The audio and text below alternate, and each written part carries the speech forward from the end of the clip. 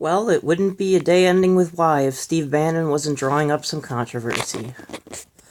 So, for those of you who didn't follow Mike Pence's visit to Brussels, he reaffirmed our commitment to the EU. Obviously, Trump, not a fan of the EU. Bannon, not a fan of the EU. So, Pence and Bannon are button heads on this. And it's causing, of course, a great rift of, is Bannon the secret president? It seems like every single president in my lifetime, and maybe it goes back before I was born, always had a secret president, you know? We all know Bush was controlled by Cheney. We all know Obama was controlled by Jarrett. And, of course, now people are saying the same thing about Bannon. Now, whether or not Bannon is or isn't controlling the strings, I truly don't know. He definitely has a large deal of influence on Trump. I would call Trump Bannon's filter, because Bannon's ideas will be considered very extreme and Trump will dial it back, and Trump's ideas will still be considered extreme, so imagine how nuts it would be if Bannon was completely controlling the shots. But, the main reason for this video, besides to inform you of the ongoing feud between, Bannon and Pence over the EU commitment, I just want to give my opinion on what I think Steve Bannon's true agenda in the White House is. For those of you who don't know, Steve Bannon was a big guy at Breitbart, which was run by Andrew Breitbart. I think it was about 5 years ago, Andrew Breitbart mysteriously died at 43, just keeled over and died. No pre-existing heart conditions, no nothing.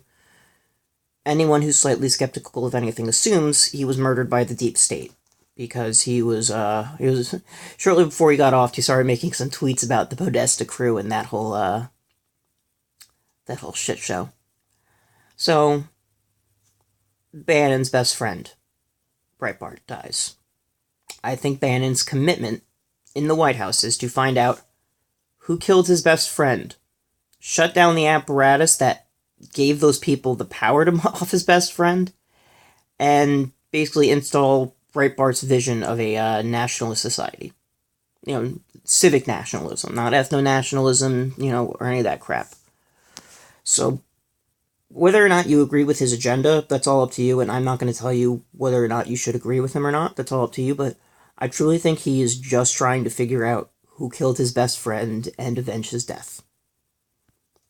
Really all I think he's doing. Is he trying to also remake it into Breitbart's nationalist utopic vision? Yeah, absolutely. I don't think anyone can deny that. And you look at Trump, Trump is very much parroting lighter versions of, he's a lighter toned Bannon. But, is he secretly calling the shots? He's absolutely whispering in Trump's ear. I'm not too comfortable with that position Trump made up for him, but, hey, Obama made up positions for Valerie Jarrett, so what the hell. It seems like every time a president gets in office, they put their, what's it called, the Iago whispering in their ear in a position of power. But, I truly think Bannon's entire purpose, he is using Trump as a weapon to destroy the apparatus that killed his best friend, Andrew Breitbart. That's just my educated guess. I don't know the guy personally. This is just from watching his documentaries, reading his stuff, and knowing how close and how destroyed he was when Breitbart was offed. And I have no doubt in my mind Andrew Breitbart was murdered. He absolutely was murdered. If you read some of his last tweets, some of the last articles he was working on, he was about to blow something big up. And I have no doubt in my mind they offed him. But Bannon is clearly not a fan of the deep state. I think he's trying to disarm the deep state. Get rid of the foul players in the intelligence community.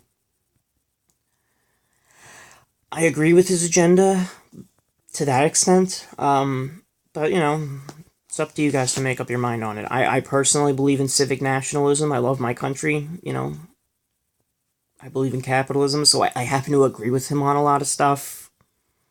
But I can understand people's concern with him. It's very disconcerting that the idea that the president is being influenced by someone who wasn't elected. It's the entire reason that I don't like the European Union, is because it's influenced by bureaucrats that are not elected, which is why I think Steve Bannon doesn't like it. Why Mike Pence likes it, I don't know. He's an establishment guy. What are you gonna do?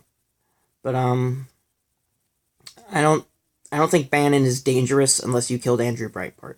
If you killed Andrew Breitbart, Steve Bannon will find you and he will fucking kill you. I have no doubt in my mind that that is his entire goal in the White House. He wants to find out who killed Andrew Breitbart and make them pay.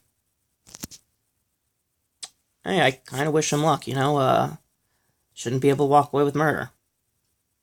But we'll see how that unfolds in the next 4 to 8 years. What a time to be alive.